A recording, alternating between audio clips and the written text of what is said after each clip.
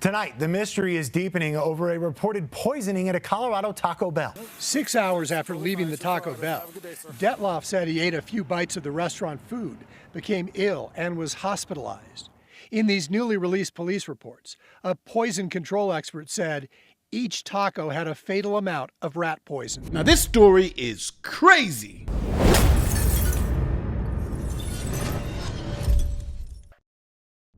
It all started with the heated debate at your local Taco Bell.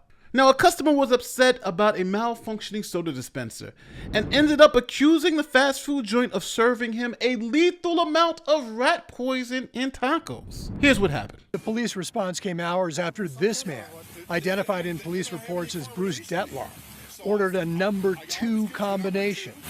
It's got 3 soft tacos and a freeze. I upgrade to a freeze. They don't have it. Restaurant workers said their drink machine was broken. The 63-year-old customer demanded free food in place of the drink. Employees initially refused, leading to a confrontation between Detloff, restaurant workers, and other customers. Sheriff's deputies were called. So I says, just give me a bean burrito in lieu of it. Deputies did not arrest anyone, and Detloff left with his food and with this statement. They're going to get a lawsuit, I guarantee it.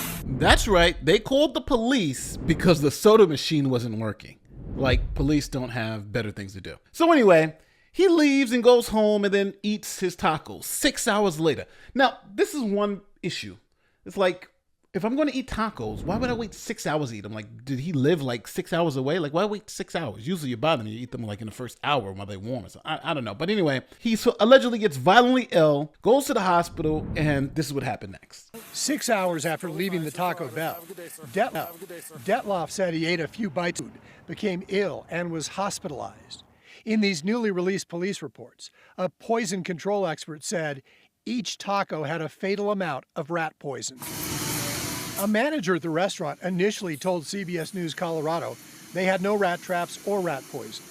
But when deputies looked inside the restaurant, they found empty rat traps, and outside of the building, that is a rat trap, isn't it? And then another. And there's another.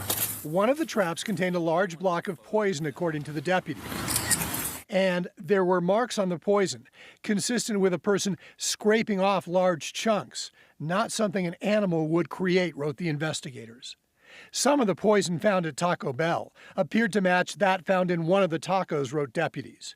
It is probable that someone intentionally poisoned Bruce due to the earlier disturbance. Deputies also searched Detloff's home and reported finding 2 bags of rat poison, one bag factory sealed, and while the second was open, investigators said the poison appeared different than what was found in the tacos. We have a mystery. Well, what did police do?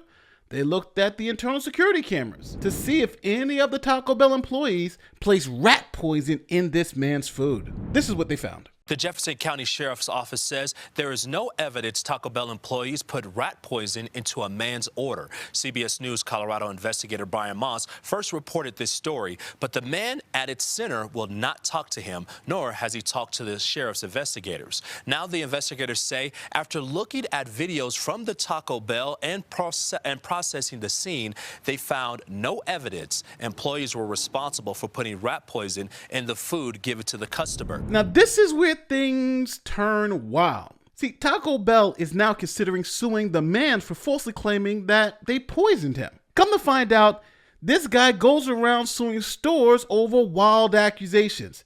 He's been involved in over 60 lawsuits. Check this out. Now, we're also learning new tonight, the man in this case has a long history of filing lawsuits in the state.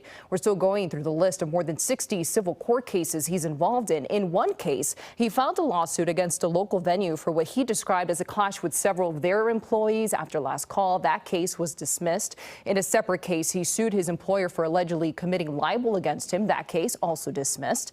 We have also learned there have been at least 3 protection orders filed against him. In at least one of those cases, we can confirm the restraining order was granted. He's a liar outright. He was very dishonest, made all kinds of things up. These 2 women were previously sued by the customer in question and did not want to be identified. Records show the man has been involved in more than 60 lawsuits in Colorado over the past few decades. As soon as I read the story about someone doing that and having a history of filing so many lawsuits, I immediately thought of him and thought, this has got to be the same person, because most people aren't like that. And it sounded like something he would do. And I think if you're Taco Bell and there's evidence that this guy made this up, you might turn your legal guns towards him and say, we're going to now sue you for the damage you tried to do to our brand. Legal analyst George Brockler says there are a couple of possibilities here. If it turns out the man poisoned himself to frame the restaurant, he could face charges of false reporting or attempt to influence a public official. So what do you think? Was he poisoned? Did he poison himself? He wasn't joking when he said he might sue this place, remember? Deputies did not arrest anyone, and Detloff left with his food and with this statement. They're going to get a lawsuit, I guarantee you. Now, this guy has done this over 60 times. Not poison himself, but sue various places. Tell me if you think this is just another one of his schemes. Let me know how you came out in the comment section. Now, something about this story just doesn't seem right. Let me tell you why. Number one, he waited 6 hours to eat the tacos. That's a hell of a long time to eat some tacos. Then he goes to the hospital and he has the tacos in his hand, screaming at the point, like, what? Why are you holding the tacos? They also found rat poison at his house and at the Taco Bell. Like, the whole thing just seems confusing. But if there's any updates on this story, I'll let you know. Don't forget to like, share, subscribe, do all that great YouTube stuff. My name is Nate the Lawyer, and I'll see you in the next one. Peace.